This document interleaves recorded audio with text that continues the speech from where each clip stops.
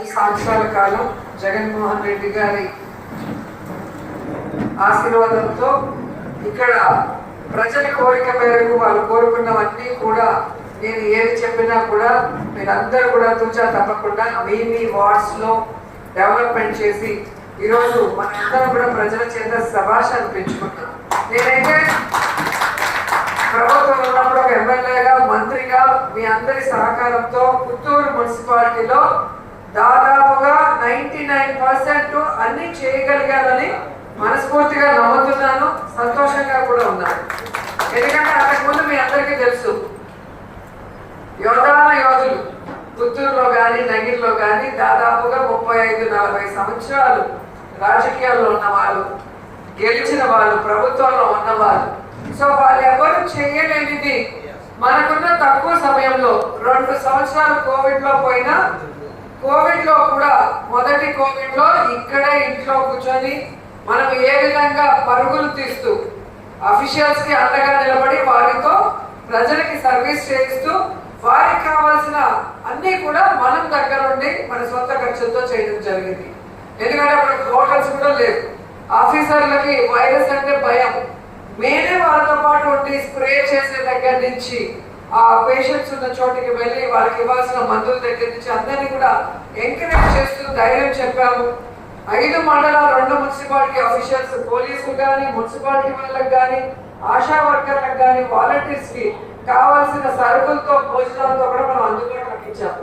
ఎందుకంటే మన నగిరి నియోజకవర్గంలో ఉన్న ప్రజల్ని కాపాడుకోవాల్సిన బాధ్యత ప్రజాప్రతినిధులుగా మనందరి మీద ఉంది అని నమ్మాను. కాబట్టి ఆ రోజు అందరి సహకారంతో నేను సక్సెస్ఫుల్ గా చేయగలిగాను.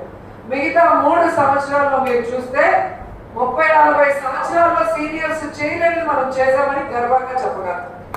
పుత్తూరు విషయంలో తీసుకోండి, ఒక షాదీ మహల్ తెలుగుదేశం పార్టీ కట్టగలిగిందా? లేదు. రాష్ట్రంలోనే హైయెస్ట్ అమౌంట్ తీసుకొచ్చి ఈరోజు అద్భుతమైన తాజ్ మహల్ లాంటి ఒక అందమైన ఒక కళ్యాణ మండపం. ఎందుకంటే ప్రతి ఒక్కరికి కూడా వారి జీవితంలో బెస్ట్ మెమరీ అనేది పెళ్లి. ఆ పెళ్లి ఆల్బమ్ కానీ, ఆ పెళ్లి జరిగిన ప్లేస్ కానీ వాళ్ళు మర్చిపోలేదు. సో అలా ప్రతి ఒక్కరు కూడా పెళ్లి చేసుకునే దానికి షాదీ మహల్ ని కట్టి ఉండడం జరిగింది. దాన్ని ఇంతవరకు ఓపెన్ చేయకుండా దాంట్లో పెళ్లిళ్ళు చేసుకుంటే ఇక్కడ రోజమ్మకి వైఎస్ఆర్ కాంగ్రెస్ పార్టీకి పేరు వస్తుందని దాన్ని రన్నింగ్ చేయకుండా చేస్తుంటే మన కౌన్సిలర్లు, చైర్మన్, వైస్ చైర్మన్లు కలెక్టర్ గారికి చెప్పి కలెక్టర్ గారి ద్వారా కమిషనర్ కి కూడా చివాట్లు వేయించి అప్పటికీ చేయకపోతే అతన్ని సరెండర్ కూడా చేశాం. కానీ ఇప్పటి వరకు కలెక్టర్ గారు దాన్ని పట్టించుకోకపోవడం అనేది ఆయన ఒకసారి మళ్ళీ దీన్ని ఆలోచించాలి. కలెక్టర్ అనేవాళ్ళు రాజకీయాలకు అతీతంగా ఉండాలి. ప్రజల కోసం ప్రభుత్వ ధనంతో కట్టిన ప్రతి ఒక్కటి కూడా ప్రజలకి అందుబాటులో తీసుకోవాల్సిన బాధ్యత కలెక్టర్ గారికి ఉంది. అలాంటి కలెక్టర్ దాన్ని యూస్ లోకి తీసుకొస్తారని మనస్ఫూర్తిగా నమ్ముతూ మళ్ళీ ఇంకోసారికి ఆయనకి రిమైండర్ ఇవ్వడానికి మేమందరం కూడా వెళ్తామని కూడా ఈ సందర్భంగా తెలియజేసుకుంటున్నాం. అలాగే బ్రతికినంత కాలం గౌరవంగా బ్రతకడం కాదు, చనిపోయాక కూడా గౌరవంగా దహన కార్యక్రమాలు జరగాలి. ఎందుకంటే ఆల్మోస్ట్ ఈరోజు శ్మశానాలకి వెళ్ళాలి అంటే ల్యాండ్స్ ఉండవు, ఉన్న చోట రోడ్డు ఉండదు, వాసన వస్తుంది. అక్కడ 10 నిమిషాలు కూర్చోవాలి అంటే కూడా పూజ చేసేదానికి ఇబ్బంది పడే పరిస్థితి. అలాంటిది రాకూడదని నగిరి, పుత్తూరులో 2 చోట్ల కూడా మన వైఎస్ఆర్ కాంగ్రెస్ పార్టీ ఎంపీలతో మాట్లాడి ఒక్కొక్క చోట 1.5 కోటికి పైగా ఈరోజు తీసుకొచ్చి ఎలక్ట్రిక్ రిమినేషన్ అక్కడ జరుగుతూ అసలు ప్రతి ఒక్కరు కూడా అక్కడ కూర్చొని ప్రశాంతంగా కార్యక్రమాలు చేసుకొని గౌరవంగా వెళ్ళే కార్యక్రమం మనం చేయగలిగాము. మన ఎంపీని మనం అడిగాము కాబట్టి మనకి ఎంపీలు చేశారు. ఎక్కడా కూడా మనం అడగకపోతే ఎవరు చేయరు, మనం వెళ్ళి అడగాలి. మా నియోజకవర్గంలో ఈ సమస్య ఉంది, దీనికి ఫండ్ మీ ఎంపీ లాట్స్ లో చేస్తే మేము మా ప్రజలకి మంచి చేయగలము అనేది మనం వాళ్ళకి చెప్పడం ద్వారా వాళ్ళు మనకి చేసి ఇవ్వడం మీ అందరూ కూడా గమనించాలి. సో ఆ చేసిన ఎంపీలందరికీ కూడా మనస్ఫూర్తిగా కృతజ్ఞతలు తెలియజేసుకుంటున్నాం. అలాగే మేము తోపులం తురుములం చెప్పుకునే గత పాలకులు కానీ ఇప్పుడున్న తెలివి తక్కువ ఎవరో కానీ ఇంతవరకు ఎందుకు అర్బన్ హెల్త్ సెంటర్ని కట్టలేకపోయారని నేను అడుగుతున్నా. ఎందుకు రెంటెడ్ దాంట్లో చిన్న దాంట్లో పెట్టుకొని ఉన్నారని నేను అడుగుతున్నా. ఎందుకంటే నేను మొదటిసారి ప్రభుత్వంలో ఉన్నా, 2 ఏళ్ళు కోవిడ్ పోయినా, 3 ఏళ్ళే నాకున్న టైం. ఆ 3 ఏళ్లలో 4 అర్బన్ హెల్త్ సెంటర్లు మనం కట్టగలిగాం. మెయిన్ 100 పడకల హాస్పిటల్ని మనం మొత్తం రెనోవేట్ చేసి ఆక్సిజన్ ప్లాంట్స్ కానీ, రోడ్డు కానీ, వాళ్ళకి కావాల్సిన తాగునీరు కానీ, డయాలసిస్ సెంటర్ కానీ, డెలివరీ కానీ, ఇయర్ ఆపరేషన్స్ కానీ దేనికి కూడా తిరుపతికి వెళ్ళాల్సిన అవసరం లేకుండా మనం అన్ని చేసి ఇవ్వడం జరిగింది. అపోజిషన్ లో ఉన్నప్పుడు పుత్తూరులో ఎమ్మెల్యేగా నేను అసెంబ్లీలో ఫైట్ చేసి ఆ హాస్పిటల్ కూడా రెనోవేట్ చేయించడం జరిగింది. మరి వాళ్ళ నాన్న కానీ ఇప్పుడున్న మన కరోనా ఫేస్ కానీ ఎందుకు చేయలేకపోయిందని నేను అడుగుతున్నా.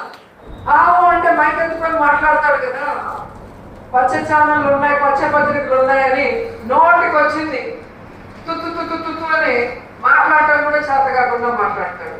ఆయన అడుగుతున్నాను, ఎందుకు మీ నాన్న కట్టలేకపోయాడు, నువ్వు కట్టలేకపోయావు నేను అడుగుతున్నా.